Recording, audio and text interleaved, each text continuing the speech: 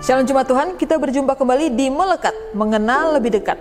Narasumber kita kali ini adalah salah seorang pastor yang melayani di gereja pusat sebagai worship leader dan juga aktif pelayanan di Departemen Misi di Divisi Event. Dan juga beliau aktif sebagai pembicara di gereja-gereja cabang. Dan juga beliau adalah seorang wanita karir, saya sebut saja ya, sebagai koordinator project di Mechanical Electrical, sebagai staf pajak dan accounting di desain interior, sebagai staf divisi operasional di distributor air minum klub, dan juga sebagai koordinator project di kontraktor sipil. Langsung saja kita bertemu dengan sang narasumber yang juga tetangga saya sendiri, tapi sudah beda provinsi. Dengan Kanina Bukulo. Halo Kanina. Halo juga Kak. Aduh, senang sekali bisa bertemu. Kita datang di rumah Kanina. Maaf ya, merepotkan? Oh, enggak lah. Jarang-jarang ada tamu nih, udah 3 bulan. Oh ya? Iya. Kita tamu pertama? Iya. Bener. dari yang bawa perlengkapan banyak iya. Maaf ya. Gimana nih Kanina kabarnya? Sekarang kegiatannya apa? Ya, puji Tuhan baik-baik aja. Selama 3 bulan COVID, ya membuat saya jadi betah di rumah. Ya, rajin beres-beres, masak. Ya, sehari masak bisa 3 kali loh. Bukan makan 3 kali, masak 3 kali. Tumben? Ya, tumben. Karena biasanya kan selalu di luar, ya kan. Kali ini ya memang mengharuskan kita kondisinya di rumah aja. Ya udah, dan seneng juga sih kumpul semua. Oh nih, jarang momen gini kan. Ada siapa aja di rumah? Ada Kanina? Ya puji Tuhan kan Karon udah setahun inilah ya di Jakarta. Anak-anak kumpul juga semua. Biasanya semua kita mencar. Biasanya di mana aja? Kalau Karon ya udah di sini. Tadinya kan di luar kota, Kli. Terus Anel di Nangor ya kuliah di Unpad. Dia di ambil jurusan sastra Jerman. Kalau adiknya Dea itu di SMA 97 Jakarta. Jadi kadang dia nginep di rumah kakakku karena kejauhan dari sini gitu. Biasa mencar-mencar karena COVID 3 bulan ini semua jadi kumpul di rumah. Tapi benar, memang Kak Nina ini ya kegiatannya kalau kita ketemu di gereja hari Minggu tuh pelayanan, katakanlah ibadah malam nih, Senin pagi bisa udah di Bandung. Ya, begitulah tuntutan lah, Kli. Tuntutan luar biasa. Ya, puji Tuhan. Bang, sebelumnya Kak Nina kalau boleh tahu perjalanan karir Kak Nina nih. Karir atau perjalanan pekerjaan Kak Nina sampai bisa sekarang. Ceritain aja deh. Ya, puji Tuhan sih ya. Kalau saat ini Tuhan percayakan pekerjaan itu di luar apa yang saya pikirkan sebenarnya. Karena saya bisa bekerja dengan cara yang Tuhan kasih. Saat ini mungkin kondisinya nggak semua orang bisa. Karena saya bisa membantu di beberapa perusahaan, kurang lebih 4 perusahaan? Saat ini ya. Jadi, tapi saya nggak harus ke kantor. Jadi, saya kadang survei ya itu tadi. Survei ke luar kota, kadang langsung ke proyek, kadang juga kita ngerjain pajak atau accounting di rumah. Jadi memang berbeda-beda yang dipegang, tapi ya saya lakukan dengan sukacita sih. Jadi enjoy aja gitu. Bagi waktunya jadi untuk prioritas ke keluarga itu bisa kita atur karena kan saya nggak harus berangkat pagi pulang malam gitu kan seperti orang kantor lainnya. Jadi bisa diatur, pelayanan pun tidak terganggu. Itulah ya puji Tuhannya lah. Kok berarti kalau boleh saya rangkum, kalian ini punya apa ya? Bisa dibilang ada tiga kegiatan utama. Ibu rumah tangga udah pasti? Pasti itu. Buat 2 anak? Ya. Luar biasa. 1 suami. 1 ya. Banyak. Oke, 2 anak, 1 suami, pelayanan di gereja, worship leader, departemen misi, dan kemana-mana ya kegiatan departemen misi. 1 lagi bekerja sebagai wanita karir kalau dibilang. Luar bisa dibilang biasa, seperti di itu. 4 perusahaan. Iya. Aku nggak kebayang deh.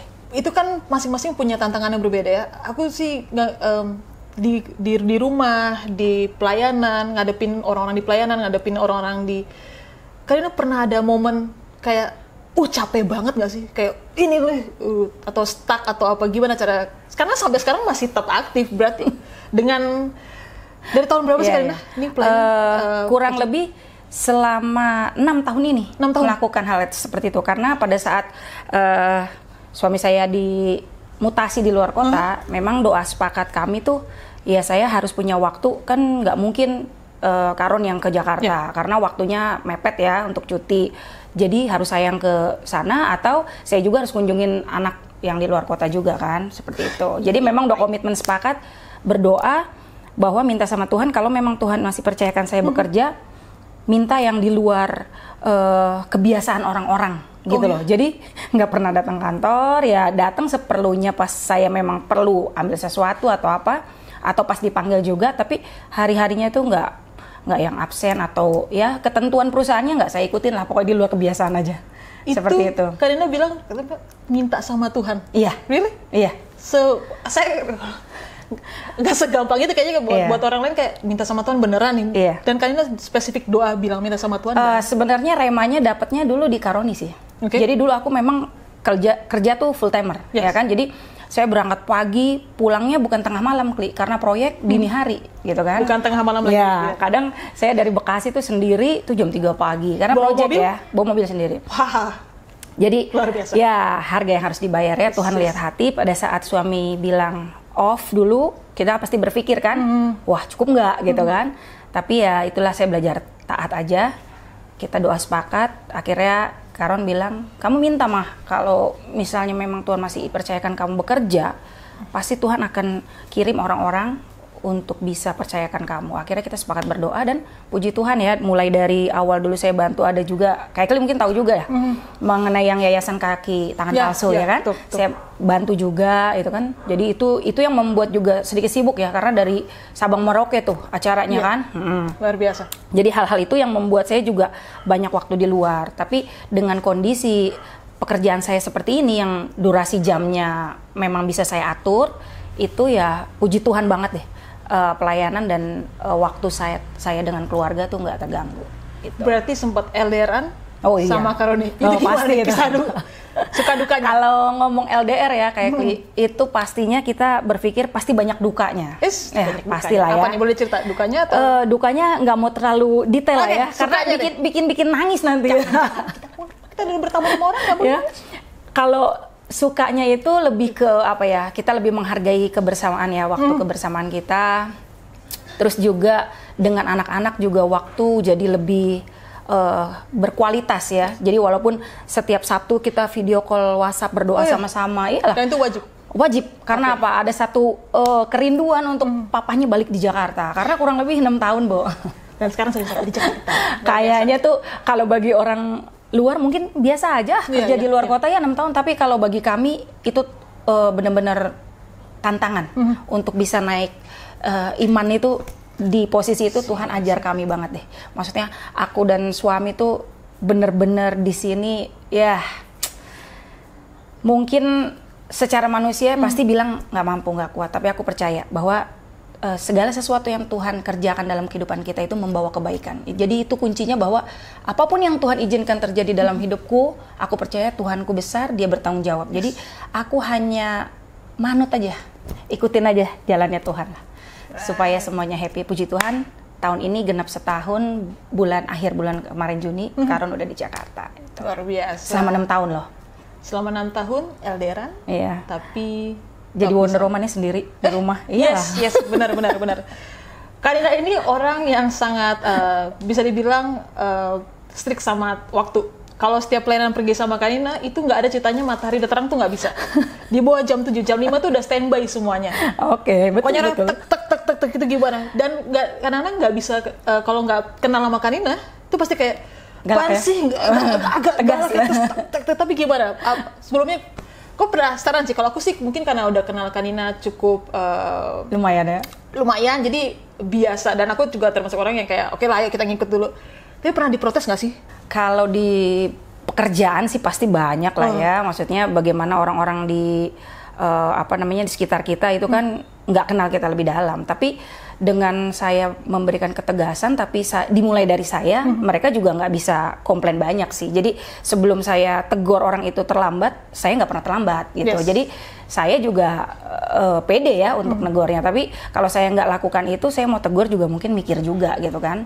Jadi kalau di pekerjaan seperti itu, kalau di pelayanan lebih bukan komplain sih, tapi lebih ke apa ya?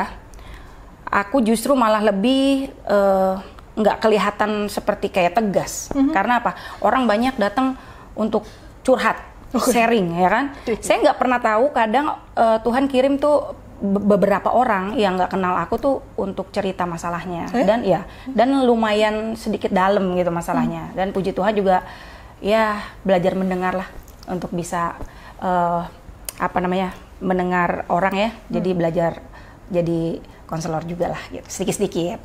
Luar biasa. Tapi tetap aku masih penasaran. Ceritain dong, boleh dong Kanina ceritain pengalaman paling unik di pelayanan atau di pekerjaan yang buat Kanina sampai sekarang kayak bisa dibagi ke orang. Pengalaman paling unik, mungkin menghadapi suatu pelayanan. Kalau saya kan misalnya pelayanan paling unik, pertama kali disuruh jadi pembicara bagi firman, itu bersama Kanina ditunjuk pelayanan kita ke Cilacap. Saya kira saya pegang kamera, ternyata saya ditunjuk jadi pelayan firman, bawa firman. Luar biasa sekali. Tapi beliau memang saat kasih tugas ke seseorang, beliau yakin dan bukan hanya kasih nyuruh-nyuruh ini, tapi bisa mengencourage kita gimana kayaknya supaya lu bisa kok, lu bisa. Ya, kamu bisa. Ada nggak pengalaman paling unik apa aja nih? Kalau pengalaman paling unik ya, Kli, dalam pekerjaan ya, itu pada saat harus pecatin orang dari 150 orang, jadi tinggal 75, jadi tinggal 15, jadi tinggal 10. Pecatin itu. orang. Ya, maksudnya kita karena situasi dulu Krismon ya, jadi orang-orang project tuh kan banyak ya, dari 150 jadi setengahnya, jadi tinggal 10. Nah itu rada sedikit tegang sih ya situasi, karena kan di situ saya dipercayakan bos saya untuk menginformasikan pada karyawan bahwa nggak bisa diperpanjang gitu kan. Nah, yang menurut saya paling unik, mungkin orang juga banyak ya pecat-pecatin seperti itu, ya kan? Tapi menurut saya mungkin baru saya yang ngalamin ini masalah unik kalau menurut saya, karena pada saat saya panggil bagian produksi dan di situ ada satu orang yang saya berhentikan. Dan dia bukan nggak terima dengan saya, tapi dengan kebijakan dari perusahaan seperti itu. Jadi lebih ke komplainnya sih ke perusahaan, tapi karena saya yang menghadapi kan. Jadi pada waktu itu saya ditahan teman-teman saya untuk nggak pulang. Gerbang ditutup. Saya bingung juga kenapa saya nggak boleh pulang. Ternyata apa? Di luar itu udah samurai nunggu segini. Samurai. Orang itu jadi bawa samurai gitu kan. Samurai bawa, saya nggak boleh pulang. Saya nggak dikasih tahu itu. Akhirnya setelah orang itu udah pulang lagi, saya baru pulang, besoknya saya baru dikasih tahu. Tapi ya hikmat dari Tuhan, saya bilang, saya harus selesaikan. Karena kalau saya nggak selesaikan, saya kemana-mana takut. Ya kan? Akhirnya saya temuin orang itu di rumahnya. Saya temuin. Kanina datang ke rumah, orang yang bawa samurai tadi, luar biasa. Saya diantar temen naik motor, saya datengin, saya ajak bicara, dan dia nangis juga sih, maksudnya minta maaf gitu kan, bahwa bukan maksud ke saya, tapi kalau pada saat itu juga mungkin lihat saya ya, saya juga nggak tahu, ya itulah penjagaan Tuhan ya, sempurna. Jadi saya juga nggak ngerti pada hari itu, dilarang teman-teman keluar, nggak ada yang ngomong, besoknya baru dikasih tahu, tapi saya malah mau datengin. Puji Tuhan, sampai hari ini sih puji Tuhan baik-baik aja, itu kalau dalam pekerjaan. Kalau dalam pelayanan, ekstrimnya gini, Kli, namanya kita pelayanan keluar kota ke satu daerah yang bukan tempat kita ya, itu pelayanan di Sumatera. Dari misi kan, ada Pak Teguh juga, ada beberapa rekan juga ya. Jadi di situ pada saat kita harus mengejar waktu dari satu lokasi untuk menuju ke Medan, karena kita esoknya akan pulang kan. Nah di perjalanan itu kan durasinya 8 jam. Jadi kita harus cepet-cepet, segera, segera gitu kan. Nah pada saat segera, waktu kita habis pelayanan, memang ada pelayanan pelepasan pada saat itu. Tapi belum selesai sampai tuntas, hamba Tuhan yang di lokal, dia melanjutkan. Kami makan. Nah begitu makan ternyata anak teman kita, pendeta itu, dia ternyata kerasukan juga. Jadi yang menurut saya lebih unik, kita nggak boleh berhenti makan karena harus cepat-cepat berangkat ke Medan. Tapi satu sisi di pojok sebelah belakang itu 2-3 orang udah teriak-teriak gitu kan. Kita jadi nggak konsen kan, makan ayam rasa apa gitu kan. Jadi ya seperti itu. Tapi ya puji Tuhan, akhirnya kita makan seadanya, cepat-cepat. Terus kita dukung mereka dalam doa. Tapi kita memang harus cepat berangkat karena besok udah harus balik ke Jakarta. Itu nggak bisa dilupa sih, karena apa? Biasanya kan ada hal seperti itu kita langsung sama-sama kan gitu, bareng-bareng. Ini nggak diperbolehkan gitu kan, nggak usah, karena tim Jakarta harus berangkat gitu. Jadi ya itulah suka dukanya ya, perjalanan, masuk kampung ya, kayak gitu sih, Kli. Luar biasa Kanina. Aku sih nangkepnya semua yang Kanina lakukan itu Kanina konfirmasi dulu sama Tuhan. Pasti. Apa yang Kanina bisa pelayanan ke suatu tempat, pekerjaan apa, Kanina akan memastikan bahwa ini dari Tuhan sampai Kanina berani ambil keputusan. Iya. Kanina boleh dong berbagi dengan jemaat di rumah, penonton di rumah, pesan-pesan untuk orang-orang yang sekarang tuh kalau memang Tuhan yang suruh, jangan ragu-ragu untuk ambil. Ya. Kalau dalam pekerjaan memang itu ada anugerah lah, ya. Maksudnya ada karunia khusus yang Tuhan beri ya. Jadi saya tuh kalau untuk pekerjaan sampai hari ini nggak pernah kesulitan, nggak pernah ngerasain kayak orang tuh ngelamar sana ngelamar sini susah gitu, nggak. Belum selesai satu ini Tuhan udah pertemukan dengan orang, Tuhan sudah. Jadi saya nggak pernah worry, khawatir di titik itu. Kalau untuk pekerjaan itu saya percayakan banget ya, gantung banget sama Tuhan. Jadi kalau untuk pekerjaan saya biasanya memang ada rema di hati gitu. Pada saat memang ketemu orang dan memang ini harus saya bantu, saya bukan tujuannya untuk bekerja saya dapat hasil, enggak sih. Biasanya itu saya ada sesuatu yang connect dulu bahwa oh ya ada sesuatu nih yang harus aku lakuin lewat pekerjaan ini. Itu biasanya seperti itu kalau pekerjaan. Jadi kalau untuk pekerjaan ya kasih karunia, anugerah banget. Terus kuncinya mungkin juga ya, aku nggak tahu juga ya, tapi ini aku rasain dan aku alamin ya. Mungkin salah satu kunci kenapa aku dalam pekerjaan itu Tuhan buat permudah semuanya ya. Cuman kerja di rumah bisa menghasilkan seperti orang-orang di luar gitu ya. Jadi kuncinya tuh satu, aku ingat kelas 1 SMP saat aku mendengarkan satu pelayan Tuhan itu bawa sharing di remaja di GPDI waktu itu, dia bilang tentang perpuluhan. Ini kunci kalau menurut saya pribadi bahwa dari mulai 1 SMP sampai dengan hari ini, seusia saya seperti ini, itu saya nggak pernah bolong perpuluhan. Jadi bukan mungkin, tapi saya yakin itu salah satu kunci bahwa kita mengembalikan milik Tuhan. Jadi bukan kita memberi ya, kalau perpuluhan itu kan kita mengembalikan punya Tuhan. Jadi itu kunci utama sih menurut saya dalam pekerjaan. Nah kalau dalam pelayanan saya lebih lagi belajar ya, menjadi kalau kita dipercayakan itu bukan berarti kita yang mempunyai wewenang atau otoritas untuk bagaimana ya, tapi justru saya kalau dipercayakan belajar melayani, maksudnya jadi lebih ke ya udah deh keset lah gitu loh. Jadi walaupun nggak dianggap ya gimana ya, kalau kata orang tuh saya dengar kalau upahnya kita nggak terima sekarang, itu Tuhan udah siapin di belakang, jadi nggak usah takut, Kli. Kalau rupiahnya nggak kita terima sekarang, Tuhan pasti siapin. Di endingnya langsung pek gitu. Setia terhadap perkara yang kecil, maka Tuhan akan percayakan yang lebih besar lagi. Gimana nih Karina, punya trik atau tips untuk sebagai wanita karir nih untuk jemaat di rumah?